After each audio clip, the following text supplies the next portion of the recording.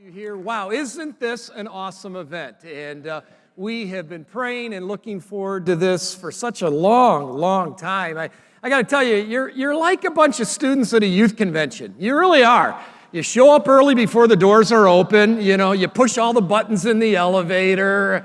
It's like we're just right at home with the youth convention. But we are so delighted to have you here. And my theme for tonight is remember your faithfulness. Say that with me. Remember your faith. Come on, say it again. Remember your faithfulness. You know, faithfulness isn't simply a quaint morality or some old-fashioned virtue. It's really the core of integrity, sincerity, dependability, trustworthiness. It's the glue. It's the glue that holds relationships together. Speaking of relationships, perhaps you heard the story about the 80-year-old lady who had gotten married in her 80s for the fourth time. The interviewer asked her questions about her life and about what it felt like to be married again at age 80. And what was her new husband's occupation? She said, well, it's exciting. I'm excited to be married in my 80s, and he happens to be a funeral home director. Well, that's kind of interesting, said the interviewer, and he thought about it for a while and decided, I'm going to find out a little bit about her other husbands. And so he inquired, well, ma'am, tell me a little bit. And the woman had to think for a minute, and she gave an answer. She said, you know, I married my first husband in my 20s. He was a banker. Then in my 40s, I married a circus ringmaster. In my 60s, I married a preacher. Now in my 80s, I've married a funeral home director.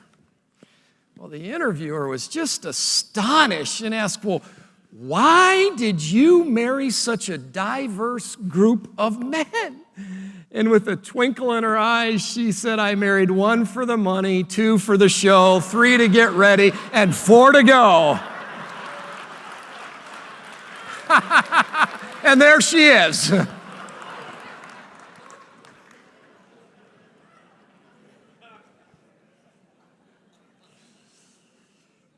Say it. Remember your faithfulness. Say it again. Remember your faith. You know, I've heard it said that health is the greatest gift, contentment is the greatest wealth, but faithfulness is the best relationship. Faithfulness is also fundamental to the very person of God. Think about it. Without the faithfulness of God, life, universe, relationships would go haywire. That's why Paul said in Colossians chapter 1, he is before all things, and in him all things hold together. You say, how does the faithfulness of God hold our life together? Well, you could ask Carol Cymbala. Do you remember, or do you know the name Jim and Carol Cymbala from Brooklyn Tabernacle Choir? Do you remember the song that she wrote called He's Been Faithful? You know, Jim and Carol prayed and praised and preached their way through a personal 2-year nightmare. Their teenage daughter, Chrissy, had turned her back on God and the God that they served, the God that they loved so faithfully. And although their hearts were breaking, Jim and Carol kept ministering to people at the Brooklyn Tabernacle Church.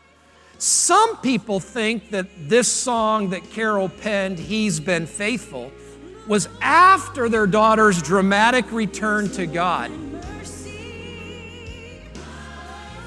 But she actually wrote it in the middle of their child's rebellion. She says, and I quote, this song, He's Been Faithful, was a song of hope born in the midst of pain. While hurting deeply, Carol said, this song became like a balm to my heart, strengthening me once again. The words that she wrote helped her move forward, and before her daughter ever came back to the Lord, she was reminding herself, He's faithful. Come on, how many of you know we serve a faithful, faithful God? He is the song in the midst of our pain. And the good thing, God is not just faithful to one generation, He is faithful to all generations. And it's the faithfulness of God that holds our life together. The psalmist said in Psalm 89, verse 2, I know that your love will last for all time, that your faithfulness is as permanent as the sky. The very first book of the Bible, Genesis 8:22, the Bible says, as long as the earth endures, watch this, seed time and harvest, cold and heat, summer and winter, day and night will never cease. Ever since that promise was written, we've experienced that every single year. In fact, that great hymn goes something like this, summer and winter, springtime and harvest, sun, moon, and their star in their courses above. Join with all nature in manifold witness to thy great mercy and love. God can be trusted. The Bible says in Isaiah 11, righteousness will be his belt and faithfulness around his waist. And here's what I enjoy. The things that cause some people to be unfaithful, God can't do. Think about it. God can't lie. The Bible says in Numbers 23:19, he is not a human who changes his mind. We sometimes change our minds. We sometimes misrepresent the truth. But the things that cause man to be unfaithful can't cause God, because he can't do that. God's not limited. Psalm 119:90, your faithfulness extends to every generation. Lamentations 3:22 and 23, the faithful love of the Lord never ends. His mercies never cease. Great is the faithfulness, and his mercies begin afresh and anew each and every morning. Hallelujah to the Lamb of God. He's faithful yesterday, today, and forever. And so tonight, I want to encourage you, sometimes you got to stop remembering what God has forgotten and start remembering his faithfulness. Just stop remembering the things that he's forgotten and start remembering his faithfulness.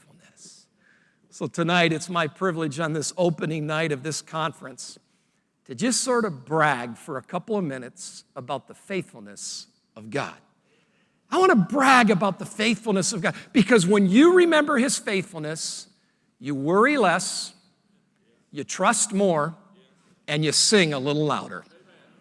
You worry less, you trust more, and you sing a little louder. Let's unpack that tonight. First of all, when you remember the faithfulness of God, you worry less. Can I ask you, do you worry about anything? Even at your age, do you worry about everything, anything? You know, remembering the faithfulness of God can free us from the suffocation of worry. It's not so much that we worry about things, it's a matter of sometimes, if we're not careful, worry can suffocate us. But the writer of Hebrews says, let's hold unswervingly to the hope that we profess, for he who promised is faithful. John the Revelator said this, and he said unto me, these sayings are faithful and true, and the Lord God of the holy prophets sent his angels to show us, his servants, the things which might shortly be done. You see, it's not that you don't have stuff to worry about. But when you remember the faithfulness of God, you don't let worry suffocate you. And tonight, for just a couple of minutes, I want you to step back from your worries, stop talking to yourself about all of the issues, and start reflecting on a God who is faithful, a God who David said in Psalm 73:28, but as for me, how wonderful to be near God, to find protection with the sovereign Lord, and to proclaim all that he has done. When you remember the faithfulness of God, it draws you near to God. And when you're drawn near to God, that keeps worry from suffocating you.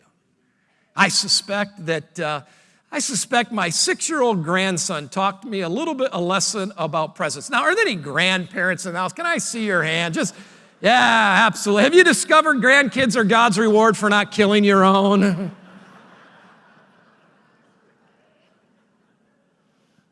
You ever thought about it? Why do grandparents and grandchildren get along so well? They have the same enemy, their mom.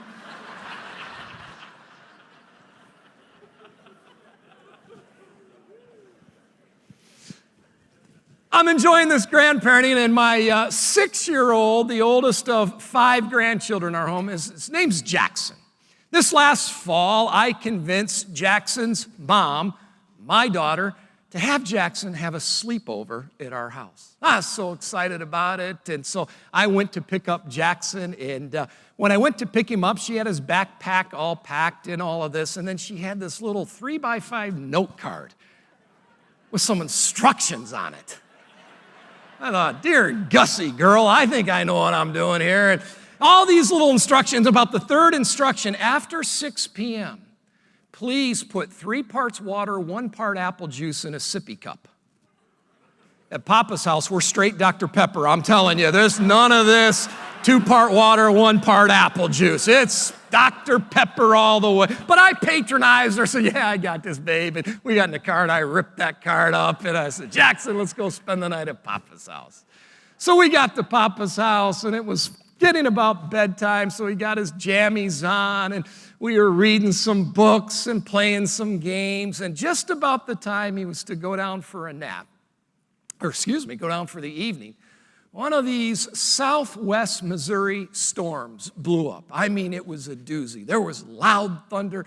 There was some brilliant lightning going on, and I could tell Jackson was a little nervous. He was going to stay in the guest room just down the hall. I said, Jackson, you want to sleep in Papa's room? He said, absolutely, absolutely. I said, all right, come on in. So I made him this little bed, just right here by the side of my bed, and I put some pillows down there, and I said, now, Jackson, you lay here. Boom, a thing of thunder would pop up, and he'd jump up. I said, Jackson, you're okay. Pretty soon, a crack of lightning would just flash the sky. He'd jump. I said, Jackson, you're okay. And about the third time he did that, I said something, and I don't know where it came from. You've probably never done this, but have you ever just said something you don't know where it came from? It just kind of came out. And I do that a lot when I'm preaching, and my wife tells me about it afterwards. But about the third time he popped, I said, now, Jackson, you don't have to be afraid of thunder.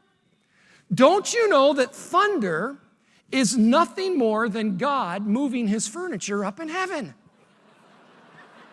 Don't judge me. You've said something worse than that, woman. In fact, you've put Robitussin in the sipper cup to knock them out, all right? So don't judge me. I don't know where it came from. It made no theological sense, made no meteorological sense, but it seemed to work. He said, oh, okay.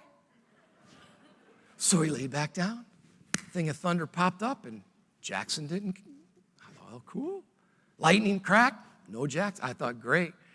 So I get my CPAP, I put my mask on, I got these hoses just kind of, I look like some alien on a Star Wars movie, you know, and I roll over, and about the time I roll over, I hear this pound thunder.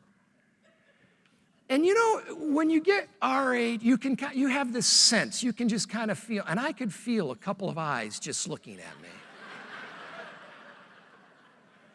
I rolled over. He didn't stand all the way up. He was just over the top of the mattress, and these 2 eyes were right there. I'm all tangled up in my CPAP hoses, and I turn over, and just about the time I take it off, he says, Papa, do you think I could sleep with you till God quits moving his furniture?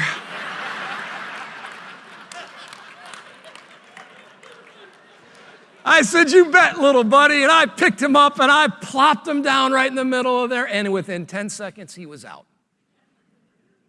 You see, my presence represented my security. My security to him represented a sense of not having to worry about a storm that's out there. I'm telling you, when you remember the faithfulness of God, you are reminding yourself that God is near. He is an ever-present help in time of trouble. He really is as close as the mention of his name. So when you remember his faithfulness, you worry less. You worry less. Secondly, when you remember the faithfulness of God, you trust more. You trust more. I mean, it's the nature of God to come to our relief. Aren't you thankful that God's faithfulness to us is not based on our faithfulness to him? That's amazing to me. But I'm thankful tonight because it is important to know, number one, it's important to know what you believe. When you remember his faithfulness and that causes you to trust more, when you recall his faithfulness, you're actually recalling what you believe. Think about it. What you believe about God will determine what you believe about your life. Can I say that again? What you believe about God will determine what you believe about your life. So that sounds like a nice little motivational phrase. Well, do you remember Noah? Noah perceived God to be awesome and trustworthy and faithful. And I would submit to you, if Noah didn't think God to be trustworthy and faithful and consistent, then there's no way he would have started the construction of the ark and continued on when everybody else was making fun of him. I'm telling you, when you remember the faithfulness of God, you start trusting God more, because he brings back to you what you believe. Secondly, in this whole concept of trusting more, you've got to accept that God's word works. Now, am I in a room tonight that believes that God's word works? Do you really believe that God's word is alive, that it's active, that it's sharper than any two-edged sword?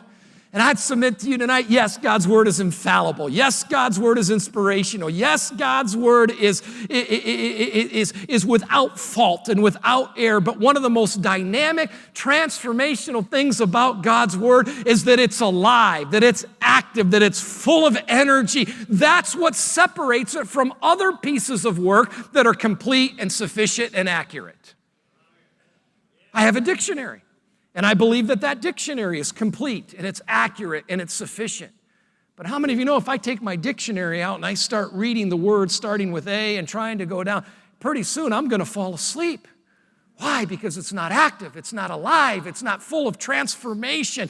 And I want you to know that God's word really does work because it's active, it's alive, it's sharper than any two-edged sword. Jesus said, the words that I have spoken to you, they are full of the Spirit. Don't you dare think for one moment that God's word is some bulk rate piece of mail addressed to an impersonal resident. The Bible is God's first-class piece of information directed especially to us, his children. He didn't give us his word to make us smarter sinners. He gave us his word to become transformed by the renewing of our minds through the word.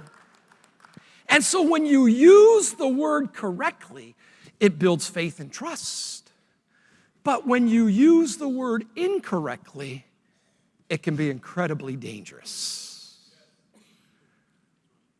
My pastor helped me with that. I'm a third-generation Pentecostal preacher's kid, born and raised in this thing, cut my teeth in the back of church pews, left many Sunday nights sleeping in the pew. Mom thought Dad was going to take me home. Dad thought Mom was going to take me. Look, I don't care how many hymns you sing. You wake up in a church all by yourself, the lights are out. You don't trust in Jesus more and more.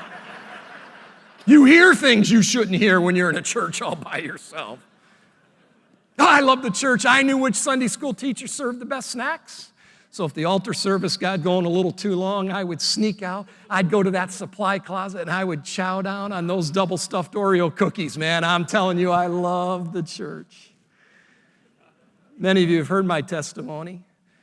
My dad died suddenly when I was 9 years old. I was raised by my mom, who's engaged in ministry today, 87, still trucking with Jesus. And 9, 15, 18, I was 9, my brother was 15, my sister was 18. The year after my dad died, Brother Leach, Pastor Bill Leach, at 21 years old, became the pastor of Bethany Assembly of God, Adrian, Michigan. Kept my mom on as the minister of music. Bill and Marilyn didn't have any children, so we were like his adopted kids. And one of the things I always used to like to do is on Sunday night, go out with Brother Leach whenever he had a guest. And I could always tell the type of guests that he had by where we went out for Sunday night dinner. If it was one of his friends, they usually went back to the house and Sister Leach would make sandwiches and we'd play Rook or Battleship or something like that. If it was somebody he didn't know and it was kind of just a ministerial courtesy of having him in the church, we went to Pizza Bucket. But if it was a big time speaker, I mean, if it was somebody really, if it was a Wes Bartell type speaker, okay, we'd always go to Big Boy, Frisch's Big Boy, because Big Boy was open on Sunday nights. So we'd go to Big Boy. Never forget, My dad had only been gone a year. Bill was 21 years old, the youth pastor that was elected to pastor the church. He had a very high-profile evangelist. If I said his name, the majority in this room would know. He had his entourage. He preached a message of prosperity that went beyond the biblical understanding of blessing and prosperity, and just kind of that type of an evangelist.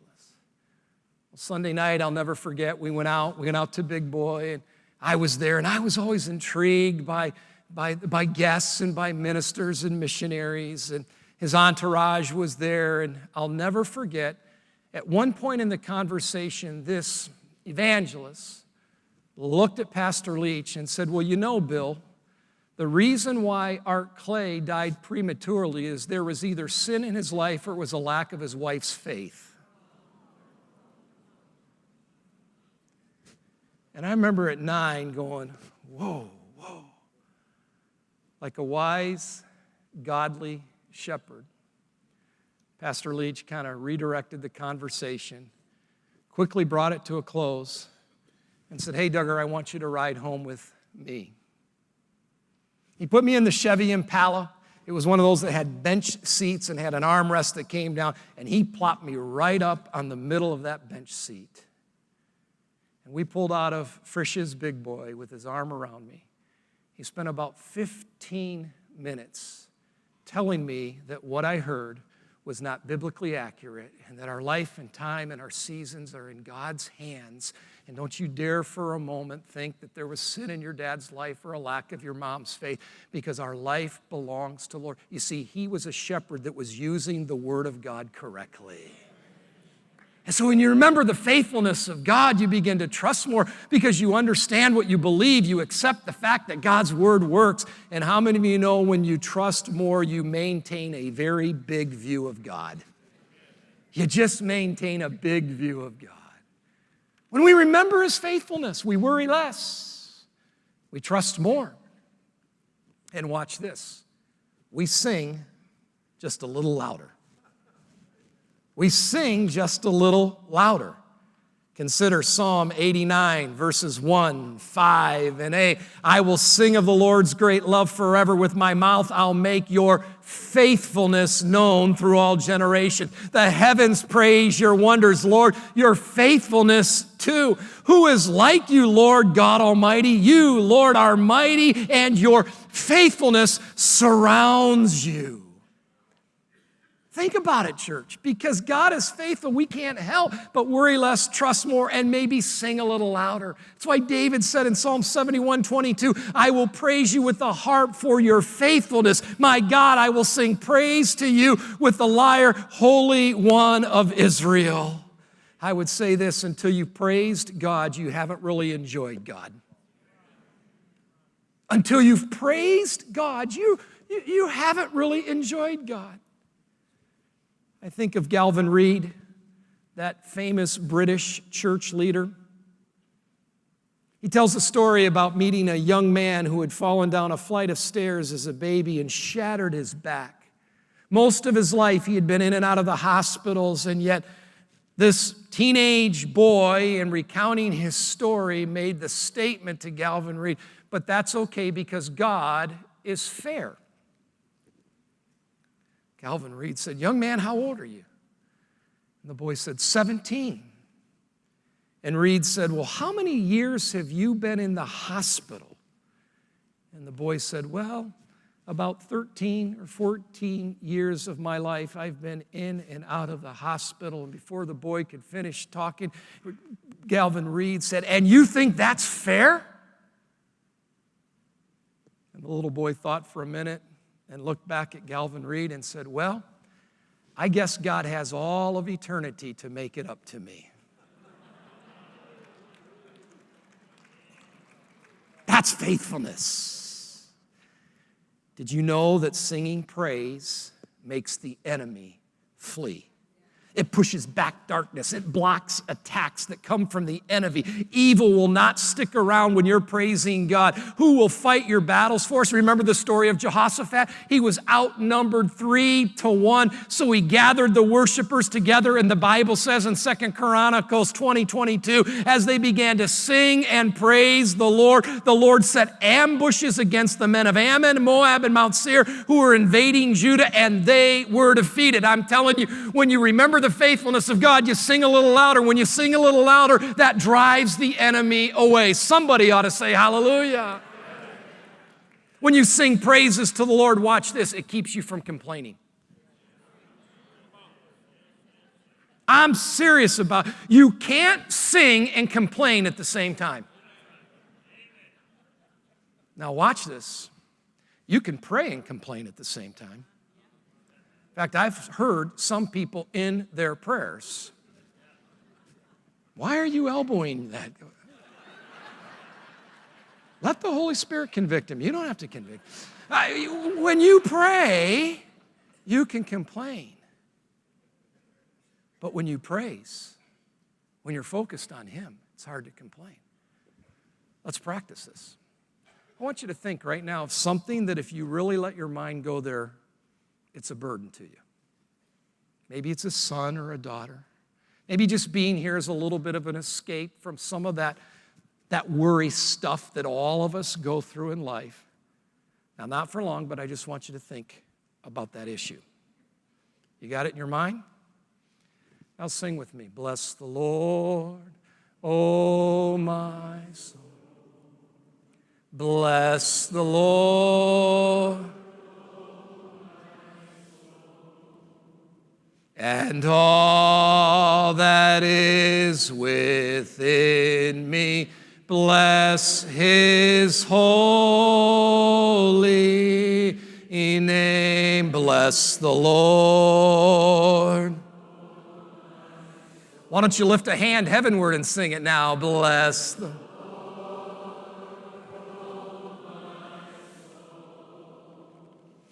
and all that is within me, bless his holy name. Hallelujah. Hallelujah. It probably didn't change the thing that you were worrying about, but it can keep worrying from suffocating you. And when you're praising the Lord, it's hard to be complaining. No wonder David said, bless the Lord, O my soul, and forget not all of his benefits, and who forgives all your iniquity and heals all your diseases, who redeems your life from the pit and crowns you with steadfast love and mercy. The writer of Hebrews says, by him, therefore, let us offer the sacrifice of praises to God continually. That is the fruit of our lips, giving thanks to his name. Hallelujah. When you remember the faithfulness of God, you should just sing a little louder. Because singing praise, watch this, makes room for God's blessings over our lives. What's the psalmist say in Psalm 100, verse 4? Enter his gates with thanksgiving and in his courts with praise. Give thanks to him. Bless his name. And Psalm 22:3 says, he inhabits the praises of his people. Hallelujah. Remembering the faithfulness of God. If we really recall the faithfulness of God, we'll worry less, we'll trust more, and we'll sing a little louder. Now, I'll be honest, we live in a day where unfaithfulness seems to be everywhere. But the good news, God is faithful.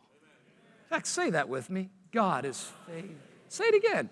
God is faithful. He is faithful in his creation. He's faithful in his revelations. Not one of his promises can fail. His faithfulness frees us from the grip of worry. It assures us of answered prayers. It protects us from evil. It triggers our praise. It ensures tomorrow. Come on, senior saints, we worship a faithful God.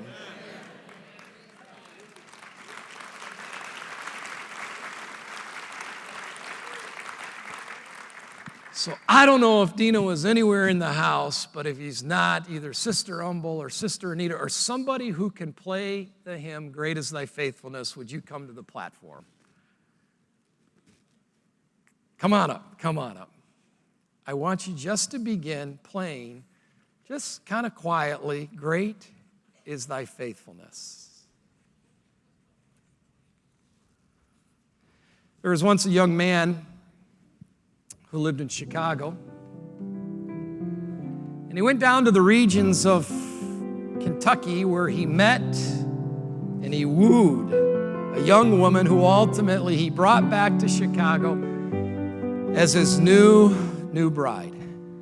They enjoyed 3 lovely years of marriage, and then one day in the midst of sickness and in a seizure of pain, this young woman lost her mind. She at best was quite a bit demented, and at her worst, she would let out screams that the neighbors would complain. It sounds like she's cutting the air with her screaming.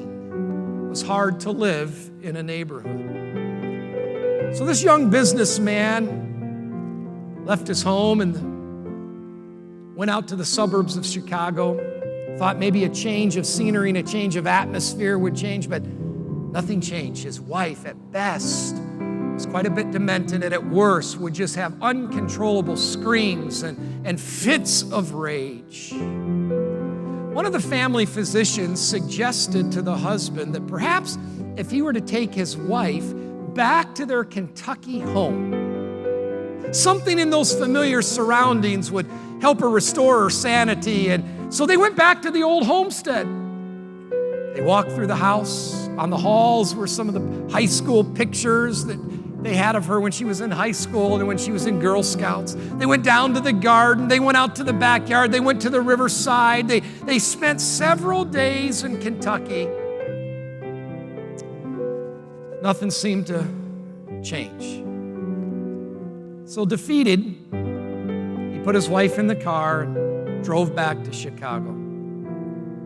When they got close to their home in Chicago, he looked over and noticed that his wife was in a deep, deep sleep. In fact, he tells the story, it was the first time that he ever noticed she was in a restful sleep, not waking herself up with fits of screams and rage. When they got to the house and turned off the car, she stayed sleeping. So he lifted her out of the car and he placed her in bed and just laid beside her while she was sleeping.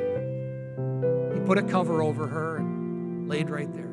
She slept through the night. It wasn't until the first rays of sunlight came through the blinds of their bedroom, and this young woman awoke, and she saw her husband laying by her side, and she said, "Honey, I seem to have been on a long journey.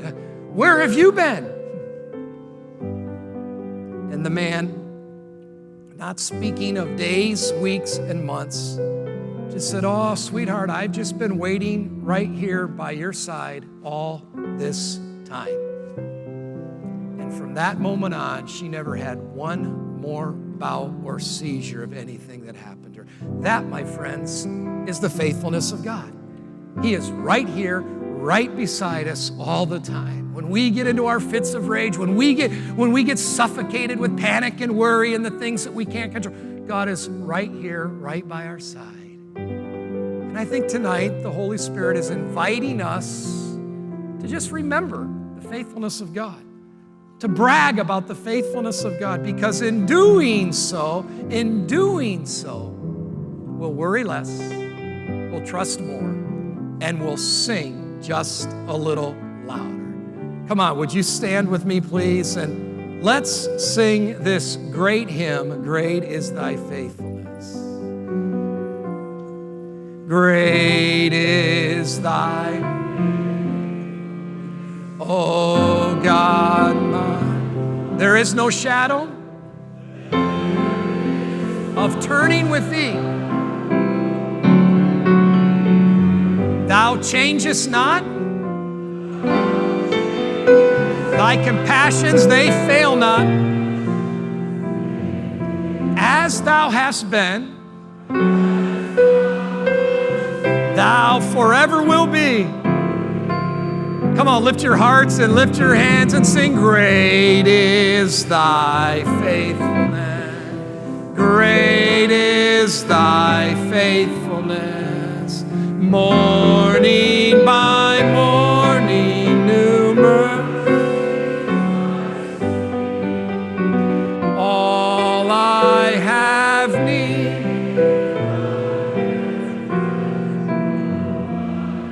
Hallelujah.